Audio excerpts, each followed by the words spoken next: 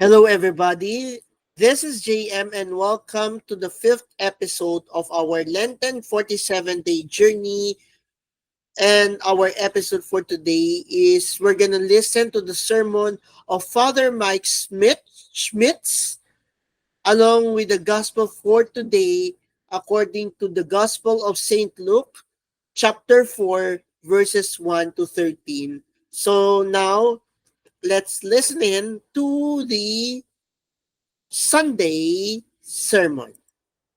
So, before we proceed, don't forget to hit that follow button on our Relax. Si Lord na ng mga santo ang bahala sa atin as we're gonna be going on a Lenten journey for 47 days that started last Ash Wednesday up until Monday, Thursday. So we're gonna be having 47 episodes for this Lenten journey, and we are now on our fifth episode. So now let's listen in to the Sunday sermon.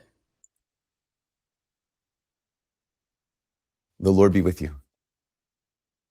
A reading from the Holy Gospel according to Luke, chapter 4, verses 1 through 13.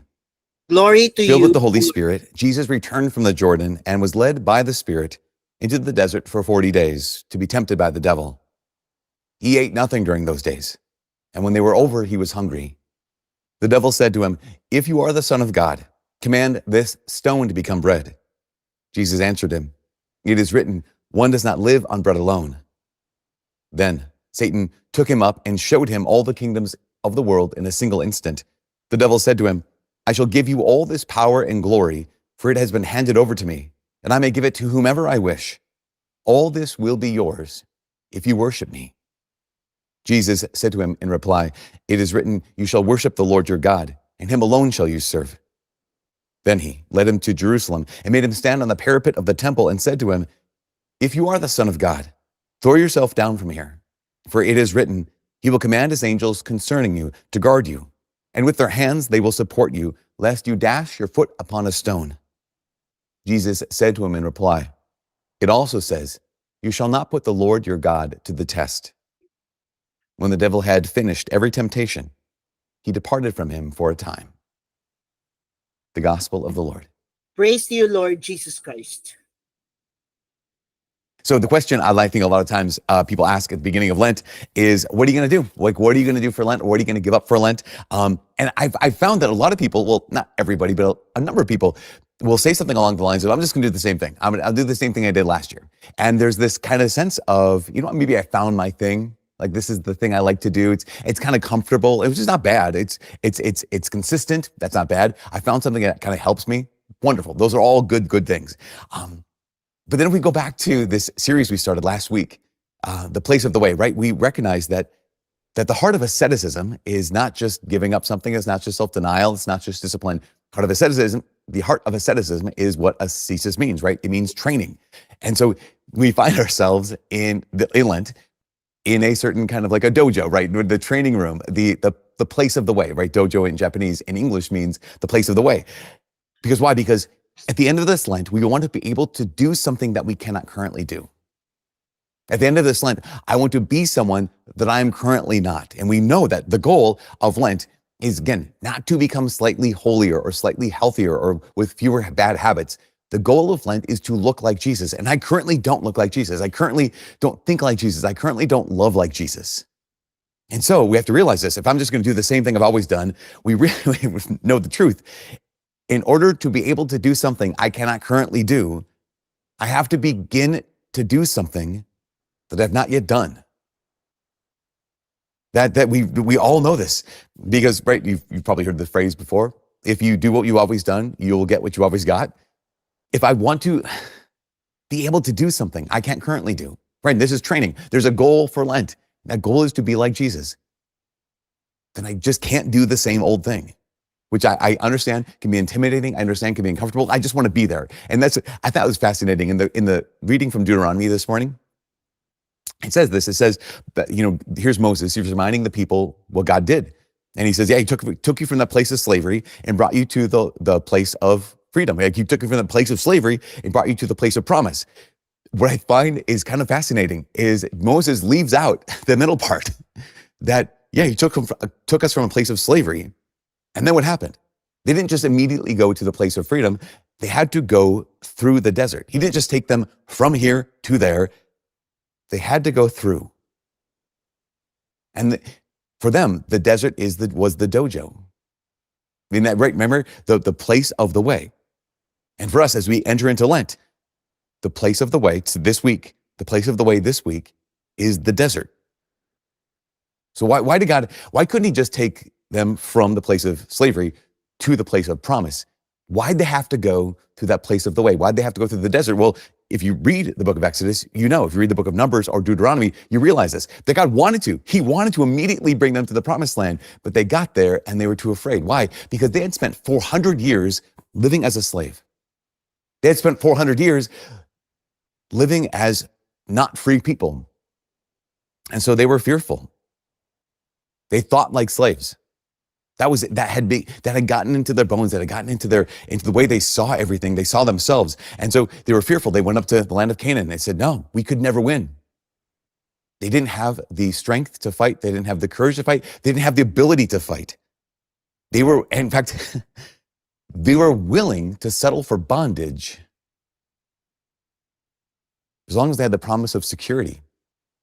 If you read back in Numbers chapter 10, there's one of the times that they complain is they go to Moses and they say, Moses, back in Egypt, we had all these vegetables. We had onions and we had leeks and we had melons, we had garlic, we had meat, and yet here we have nothing but this wretched food, right? In the wilderness, we have nothing but this manna. And I always pause on that and think okay, in this wilderness, we have nothing but miraculous bread that shows up for us every single day. Okay, fine. But the other thing is, but back in Egypt, we had fruit, we had vegetables, we had these things they called flesh pots, right? Where they would be able to, where they kept their meat. And I would say, yes, you also had slavery. You also didn't have freedom. So why did God have to lead them? Now, he couldn't just lead them from there to there. Why do you have to lead them through the desert? Because they needed training. They didn't know how to live as free people. They wouldn't have been ready to enter the promised land because the promised land isn't just the promised land, it's a place of battle. And so they needed to be led through the desert in order to be able to be trained. And that's why God is giving us this desert of Lent. Because we're the same. I know I just want to be done. I just want to Lord, just tap me on the head and make me look like Jesus automatically. But we need this train, we need this dojo, we need this place of the way because we are called to be people that we're currently not able to do something that we currently cannot. So God is leading us into the desert, into the place where all of the things that we've trusted in are finally put down. And that's what Lent is. We're led into the desert where all of the things that you and I have trusted in, we're invited to just put them down. So the first dojo, the first place of the way, the desert, because why? Because the desert is a place of training. The desert is a place of testing. The desert is a place of trial. But it's also the place where all the things that I've trusted in are absent. Here's the Jewish people, right? They trusted in the melons and the leeks and the onions. They trusted in the fact that every single day, the Egyptian slavers would provide for them. All the things that they trusted in, all their comforts, all their crutches were absent. And for us, the desert, the place of the way, Lent is where you and I put down our comforts and we put down our crutches. What are our comforts? What are our crutches? Our comforts and our crutches are those things that we use to buffer between us and life, right? They're the distractions, they're the noise, they're diversions. They're all the things that we hold on to that we hope will insulate us from having to acknowledge that we are not yet who we should be.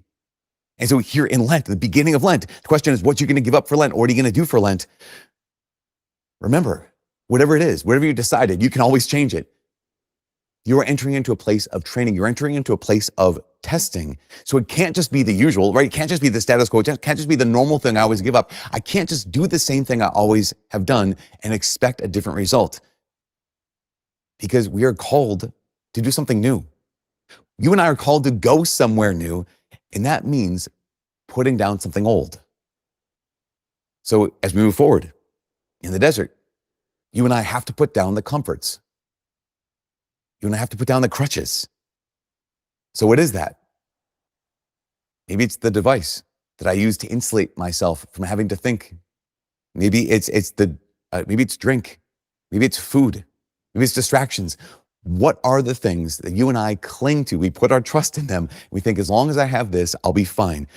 Whatever you and I find ourselves trusting in more than God alone, I'm inviting us all. That's what we have to, this Lent, be willing to put down, because this is the desert. This is the place of the way. And it's going to be difficult. I always hesitate this. I always hesitate to invite people to do the hard thing for Lent. One of the reasons is because I don't want to burden anyone. But on the other hand, if you think about this, it is the desert. So it's supposed to be difficult. It is not just for difficulty's sake. It's the desert. It's training. The question, what am I training for? What am I trying to become? One of the big popular words these days is resilience. And if a young person or old person, any person, has resilience, it's something that's powerful. It's almost like a superpower when you find someone who has this grit or has this resilience. I was listening to a talk by a woman, she's an American psychologist named Dr. Becky Kennedy. She was giving a talk to students at Duke. She asked the question, she said, what does resilience feel like? Like if you're a resilient person, or you will see yourself as a resilient person, she asked the question, what does resilience feel like? And she pointed out, and one of the students pointed this out, that it doesn't feel resilient. That notion of I want to know something, right? I want to be able to do something. And for us in Lent is that I want to be able to live like Jesus. I want to be able to love like Jesus. I want to be able to trust like Jesus. That means I have to go from not knowing to knowing. I mean, I have to go from not being able to being able. And that space, Dr. Kennedy says, that space between not knowing and knowing, that space between not being able and being able is really, really painful. I just want to be there. It's like the Jews in the wilderness. Like, no, I just want to go from the place of slavery to the place of promise. She says that space, though, between not knowing and knowing, not being able and being able, she says it's painful. She calls it the learning space. That space between not knowing and knowing. It's a learning space, not being able and being able. I would call that the training space for our intents and purposes. And she said this, she said, what's the emotion that's most often associated? In fact, she said there's a single emotion that's associated with that training space. There's one single emotion that's associated with the learning space. And she said that one emotion that's associated with this space is frustration. It's I just want to give up. Because that space between the land of slavery and the land of promise, that place of slavery and that place of God's will, is difficult. It is painful. The emotion is frustration. And so what has to happen? I want to skip it. I want to skip the training space. I want to skip the learning space. But we realize that if we're in the midst of it, and you and I are in the midst of it, right? We are in the midst of Lent right now. Here we are in a place where I'm not able to live like Jesus, not able to be able to become, to be able to look like Jesus, to live like Jesus. We realize I don't want to be in this place. Okay, but the truth is this. The truth is the only way out is through. That just in the same way that God was leading his people from here to there, the only way from here to there was through. And when you and I find ourselves in that place of frustration, that place of learning, that place of training, we realize the only way out is through. And so what Dr. Becky Kennedy invites people to do, she said, how about this? When you experience frustration, remind yourself, that's called learning. Whenever you and I experience that frustration in that learning space, in that training space, tell yourself, no, this is learning. This is me growing. This is me training. And so what we can develop what she calls frustration tolerance. So we find ourselves in that training space and it's difficult and I want to get out of this. Okay, the only way out is through. And we experience this frustration tolerance. And she said this, she said, I have to learn to love the feeling of frustration. So people almost always associate success with getting from not knowing to knowing as fast as possible. The success and accomplishment is getting from not being able to being able to as quickly as possible. She said that's not true. She said success, greatness, comes from the length of time you and I can spend in that learning space. Success comes from the length of time you and I can spend in that training space. Like Jesus in the gospel today. Jesus in the desert, he doesn't just visit, he doesn't sprint through. He spends 40 days and 40 nights in the training space. He spends 40 days and 40 nights, and he's not in a rush to get through. And we can't be either. He shows us the way. You know, there was a 17th century philosopher and mathematician, scientist, inventor, Catholic man. His name's Blaise Pascal. And Blaise Pascal, once he had the question, he said, you want to find faith, but you don't know the way? Ever find yourself in that place? Like, I want to have trust, but I don't know the way. I want to be able to look at Jesus, but I don't know the way. Well, we realize that the only way to grow in trust is to put down the comforts or put down the crutches that I've been trusting in and trust. The only way to grow in trust is to put down my crutches and trust. Our friend from last week, Takashi Nagai, remember the Japanese Catholic man who, a little bit of his story mentioned last week, that he was born in Japan in the early part of the last century, and he was raised Shinto by his mom and dad. He had loving parents, incredible mom and dad. At one point, Takashi Nagai in high school, he went off to study, and he studied science, was very good at science, and science, Western science had just come to Japan. And so along with Western science coming to Japan, also Western ideas of atheism had to come to Japan. Now, Takashi Nagai was raised Shinto. And so just all these myths. And so as he encountered science, all of the myths that he was raised with were kind of exposed for just simply being myths. And so rather than looking for a true religion, Takashi basically said, yeah, well, the religion I was raised with is just clearly myths as opposed to science. And so he became an atheist, pretty committed atheist. In fact, he talked about how in one of his classes, they looked at a cadaver. They were studying cadavers because he was studying to be a medical doctor. And the physician, the instructor said, this, gentlemen, this is all there is. Just cells and bone and tissue. This is all human beings are. And Takashi Nagai embraced that. He embraced that as reality. You know, all there is what I can see. There's nothing more here. Until something happened. At one point, he got a telegram from his dad instructing him to get home as quickly as possible. And he got home just as his mother was dying.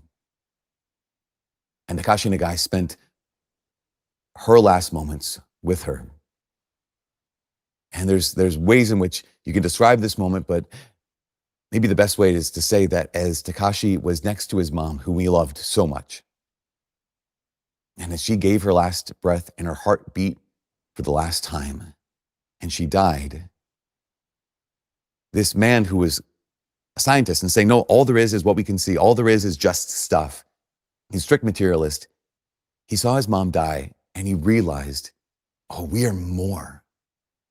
He realized in that moment when he witnessed the death of his own mom, he realized we're more. We're more than just cells. We're more than just tissue. We're more than just electrical circuits in our brain. He realized there is something more.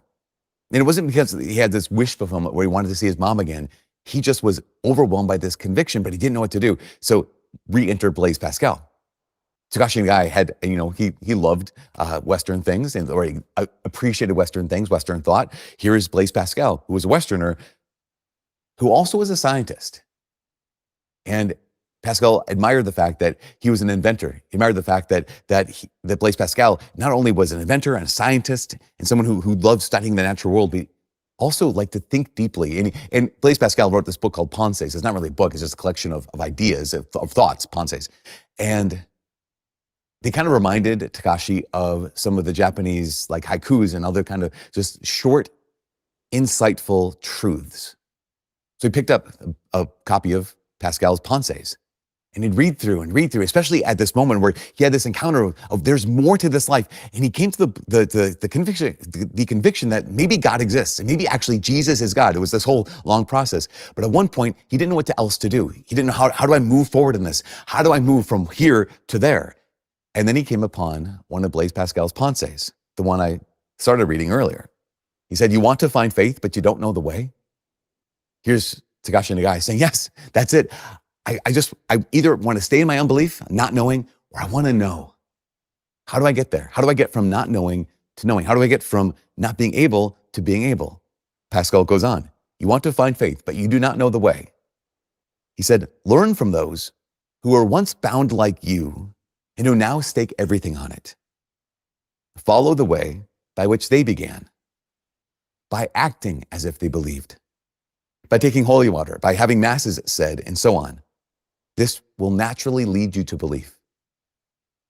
So Blaise Pascal's advice for someone like Takashi Nagai, maybe for all of us, was you want to believe, you want to have faith, you don't know the way. He says, start acting as if you believe, start walking, start moving. And this is us for Lent too, because as Takashi Nagai started this, he didn't know how to pray. I mean, he had no idea that God was good, that God was one. He was just beginning to hear about this person named Jesus and asking the question. And so here is Blaise Pascal saying, Takashi, you want to know faith, you want to have faith, but don't know the way. How to get from there to here. From here to there, you have to go through this. What do you have to do? Start praying. Start going to Mass. Start fasting as if God notices your fast and responds. Start living as if you believe. This is for us too. You don't know? You aren't able? Well, then pray. Go to Mass. Fast. Because you and I, just like Takashi Nagai, we need to go from here to there. Just like the Jewish people, we need to go from here to there. That means we must go through. So here's the last thing. Here's the invitation. This Lent, be bold. This Lent, be courageous. Like this Lent, try. Because I think that a lot of us have been slaves for too long. We need to learn, just like the Jewish people, we need to learn what it is to be free. So we have to enter the desert. It has to be a real desert where we put down the comforts, we put down the crutches, and we're courageous. And not because we're trying to be tough, not because we're trying to like do a lot and be macho and be heroic about this, but because God is leading. The people of Israel could not have made it from the place of slavery to the place of promise. They could not have made it through the wilderness if God hadn't led them. Same with us. We will not be able to go from not being able to being able unless God continues to lead us. But he is leading us. He is training you. He is taking you somewhere. We find ourselves stuck in this place. The only way out is through. And it's through the desert, which is the place of the way.